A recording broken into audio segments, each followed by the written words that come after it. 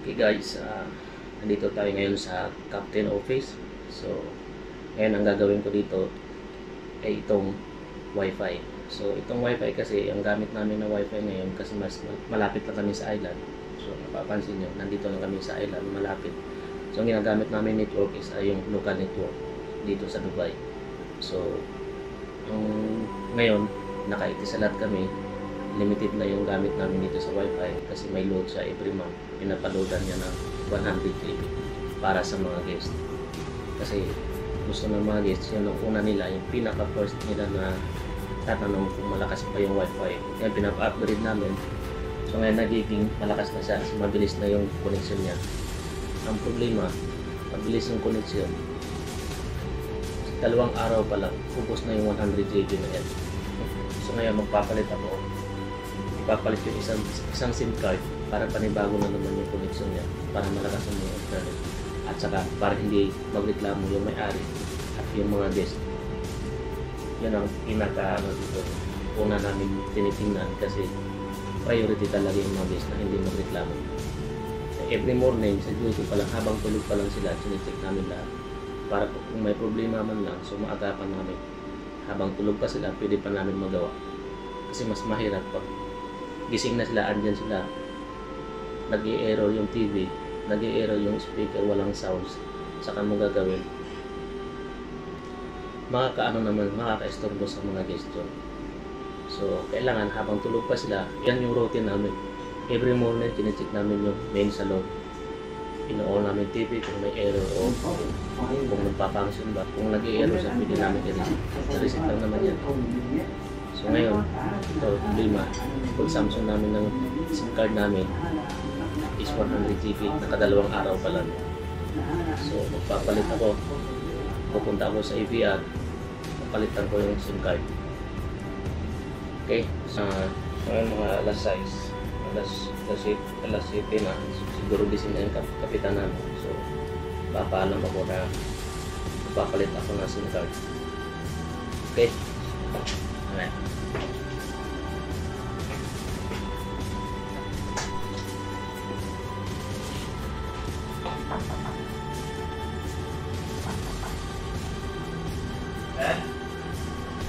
Muna yung tulog ka? Kung Wi-Fi wala naman, magpapalit ako naman yan. Saka ba? Yung password? Sige.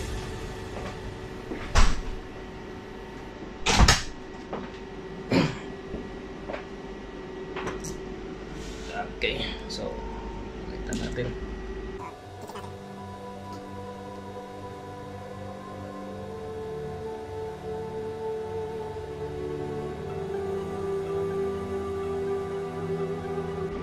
So ayan guys, ito yung control ng Wi-Fi namin dito sa Captain Office. So ngayon napapansin nyo, ito ay 95 GB na lang siya.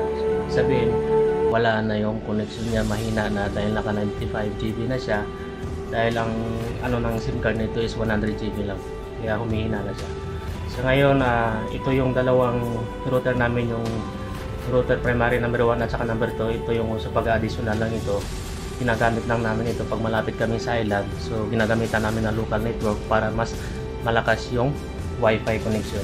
So itong dalawa na ito. So ngayon, may VSAT kami. Yung VSAT namin is pag malayo na naman kami sa island, itong ginagamit namin. Nakahati ito sa 4 na device. Nasa management, sa device, sa crew at saka sa guest. Ayan. So yung sa device naman, nakakonect ito sa mga remote control ng mga TV or sa mga ilaw. Yan kasi kailangan ng Wi-Fi yung remote control. So ito naka-connection kasi ito sa kailangan ng Wi-Fi connection bago para makontrol itong mga ilaw para ma-start o on off. So ito naka-connect ito sa mga devices ng TV, remote control device ng mga TV. So meron din kaming, so yung VSAT ito, itong VSAT kasi ginagamit lang to pag nasa port na kami.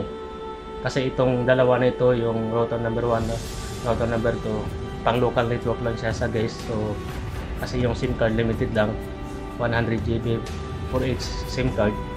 So meron kaming 4, sa 2 araw pa lang ubos na yung isang SIM card.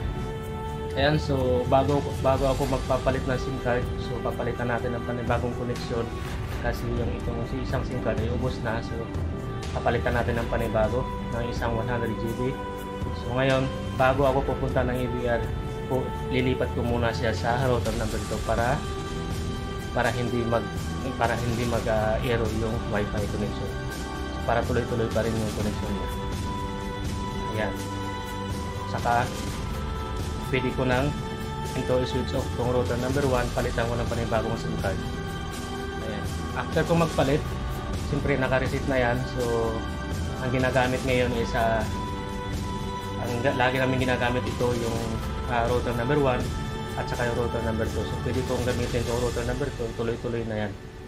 Yan. So itong router number 1, papalitan ko ng panibagong SIM card para pag sa next day na naman, after 2 days, pag ito ay yung router number 2 ay ubos na yung consumption niya, so ililipat ko na naman sa router number 1. Okay, so ang VSAT namin, ginagamit lang namin ito pag nasa Puerto kami. Yan, kasi ito lang yung pag nasa biyahe, ginagamitan namin ng local network kasi para mas mapabilis yung connection ng Wi-Fi. Kasi may yung mga guests kasi halos kadalasan na ginagamit nila nagsiselfone yan, YouTube. Yan, gusto nilang mabilis yung connection ng Wi-Fi. So, itong VSAT mabilis din naman ito. Kaso, nasa 80% lang siya. Yan. So, international satellite kasi ito eh. Ginagamit lang namin ito pag malayo na kami sa island. Ito ililipat namin sa VSAT kasi naka-international satellite siya. So, ayan. Pag nasa Puerto na, ito yung ginagamit namin yung VSAT. So, importante kasi ito yung mga special kasi na to, pag nandito yung mga guests, kailangan malakas yung Wi-Fi connection para hindi magreklamo yung guest. Halimbawa, nandito lang kami sa island, malapit lang kami sa island, so pwede namin gamitin itong local network. So each SIM card is nasa 100 GB or 150 GB. So dalawang araw na yan, 100 GB na yan.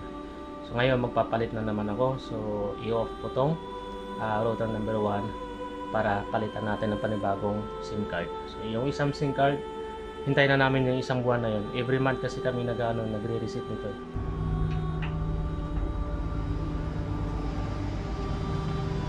So yan guys, so ito yung EBR namin. So makikita nyo sa loob ng EBR, nandito lahat yung mga control ng mga entertainment. So yan, OSN.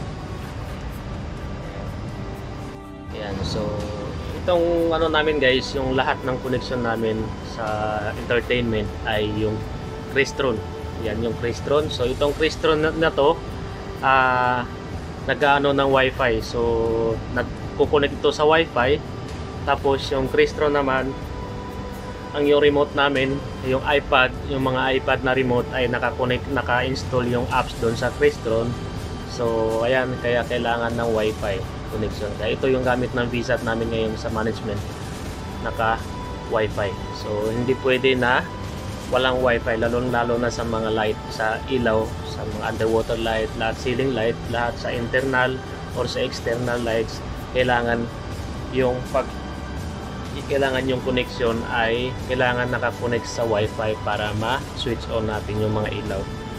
Lalo na rin sa mga TV remote control, sa lahat ng mga so nagamit itong Crestron na to. So itong Crestron, naka-connect ito sa Wi-Fi. So ayan, galing dito sa Crestron, naka-connect dito yung mga wire connection niya. Ayan, sa daming na yan dito. Ito yung mga mga IT. So mayroon naman kaming sa ibang barko guys, sa ibang yate guys, may mga talaga na pro na IT technician, electrician, IT. So dahil sa sitwasyon ngayon, yung amo namin dahil private yachts. So yung amo namin may sarili din siyang company ng mga IT dahil marami siyang hotel na pinapatayo, kaya nagpaano siya ng mga IT. So yung IT ngayon sa amin, on call lang sila. Pag may problema, pag may kailangan i-update o kailangan i-change yung program, so tatawagan sila ng chief engineer. So yung chief engineer namin magaling din, may idea din sa mga IT, kaya kayang-kaya niya na to. So ayan lahat ng mga dito. So ako din, so may kunting knowledge din ako sa mga ganito kasi mahilig ako sa mga TV. kahit sa bahay may ako mag-connect. So ayun, natutunan ko rin, na ma-master ko rin itong ano, kung ano yung mga problema. So pwede na, kaya na natin na ayusin yung ano niya, kasi ito reset lang naman eh. So kung hahanapin mo lang kung saan yung hindi nagpa-function sa dami ng mga equipment na kakabit na yan.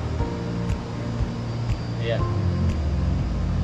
So ito yung secondary, yung primary wifi namin. Diyan nakakonect yung local network namin. So SIM card lang yan, ilalagay mo dyan. Kung kahit saang lugar ka makapunta, pwede mo ilagay. Halimbawa dito ka sa Dubai, so local network yung gagamitin namin, Do or Etisalat. So ngayon Etisalat yung gamit namin dahil yan ang napili na ano, kasi isang SIM card kasi 150 GB or 100 GB yan. So dahil yan magpapalit tayo. Yeah. So yan yung router. Yan. So ipapalit lang natin yung router, itong SIM card na yan. Yan, nakikita nyo yung SIM card na yan, 1 and 2 SIM 1. So yung SIM 1 tapos na, naubos na. So ililipat natin ito sa yung SIM card number 2, ililipat natin sa number 1. Yan. So ito yung primary number 2. Yan. Bago ako maglilipat dito sa primary number 1, siyempre ililipat ko muna yung connection sa primary number 2 para hindi mag-corrupt yung signal. So hindi mawawala. So kasi ito, bago ako magpalit ng SIM card, so papatayin ko muna siya. Bubunutin ko muna yung main power, saka ako magpapalit ng SIM card. So ililipat yung SIM card number 2 sa SIM card number 1. So tatanggalin ko yung SIM card number 1. Ayan.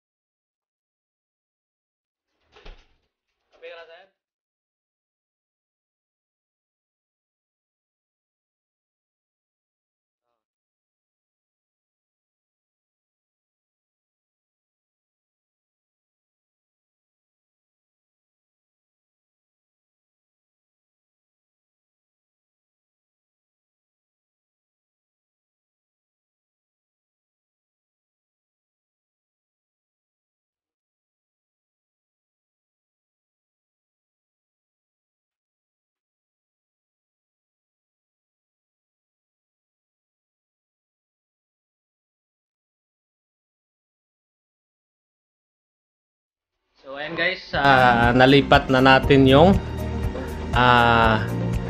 SIM card sa isang router. Yan, so ngayon check natin kung okay na ba, kung gumagana na ba yung connection niya. So tatry natin.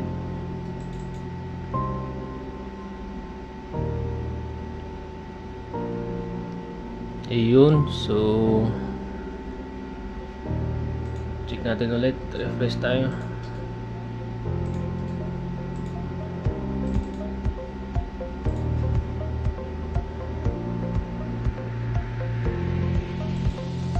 Yan, so internet available. So crew internet enabled. So okay na siya. So pwede nang gamitin anytime. So ngayon, dahil isi-service ko ngayon itong number 2. So para ito na namang router number 2 ngayon ang naka-service.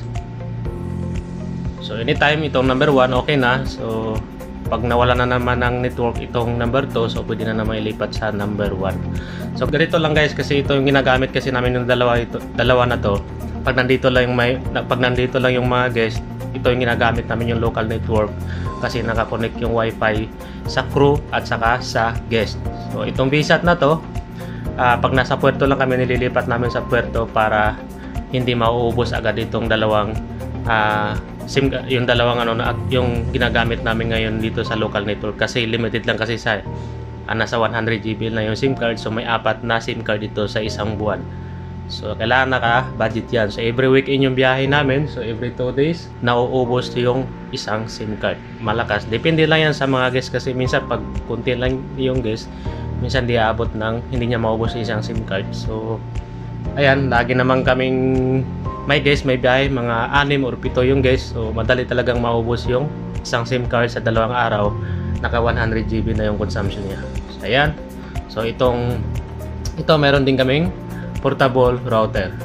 Ito portable router na ito yung nakikita nyo sa bahay na yung nasa bahay lang, kasi pag may mga guest na nandun sa taas, kung gusto nila pag mahina yung signal, hindi nila maano yung signal, so ikakabit namin to kahit saan.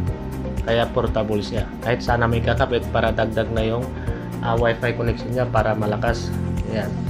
Okay, so yan lang guys yung wifi connection namin dito. Okay, so thank you so much for watching. So yan lang yung problema namin dito, yung number 1, kasi yung wifi na namin, kasi nandito lang naman kami malapit sa island, kaya ang ginagamit namin ngayon is a local network. Lalo na pag maraming mga guests, yan, mabilis maubos yan. Yan lagi namin binabantayan lagi habang para hindi magreklamo yung mga guests. Okay, so thank you so much for watching. So kung ikaw ay baguhan pa lang sa channel na ito, huwag kalimutan mag-like at subscribe at i-hit mo yung notification bell para updated ka pa rin sa mga videos na gagawin. Bye bye!